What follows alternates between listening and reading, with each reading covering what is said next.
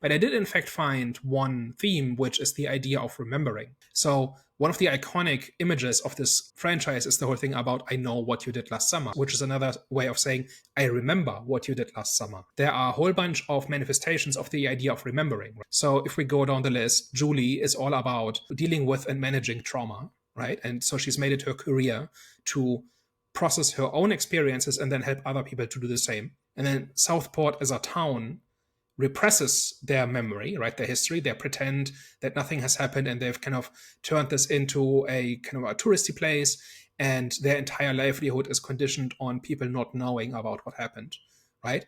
Which ties into Ray, who is kind of left out from that, and he is angry about being forgotten. And that is kind of his motivation for wanting to help Stevie.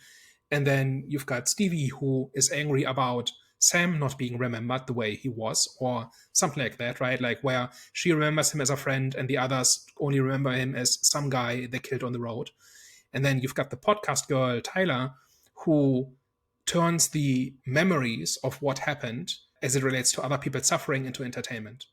So I did find that if it wasn't for the last third, I think you could have something here where this idea of the true crime podcast and erasing history and processing your trauma and all of these things are kind of variations on the idea of remembering and specifically remembering bad things you did or that somebody else did to you. If the movie had leaned into that, I think I would be much higher on it. But they kind of drop kind of that whole thing at the 2/3 mark, and we can talk about that, where it's a halfway decent slasher movie and it turns just silly. I definitely do agree with what you're saying. And like, I'm not against original cast members being in a film. However, usually whenever you see like an original cast member in a film, their role in the movie isn't really that big. It's just there for nostalgia and, you know, a bit of significance, right? Their characters were like literally incorporated in the film. Like if they weren't in the movie, then it wouldn't have been a film. Because they didn't execute that theme too well, their existence in the film, they just ruined the film. I don't know that I agree with that.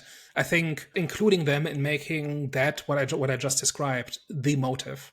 This is why Ray helps Stevie, and this is why Julie gets involved, right? Like this is not random. This is not simply showing up. I think Helen is very much just show up for the sake of showing up. But I think Ray and Julie, I think, are much more integral to the plot. And like you said, the plot doesn't work without them, right? And it also justifies why this is happening again. This justifies why somebody in a fisherman's outfit with a meat hook is going after these teenagers.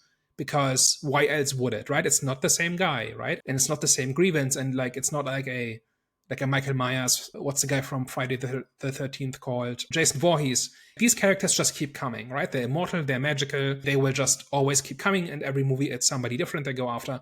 And that is not what's happening here, right? It's always personal, right? In the first movie, it was the victim himself, and here it was somebody taking on that persona to do justice for the victim who cannot achieve justice for himself.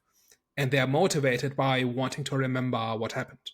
So I do think that works.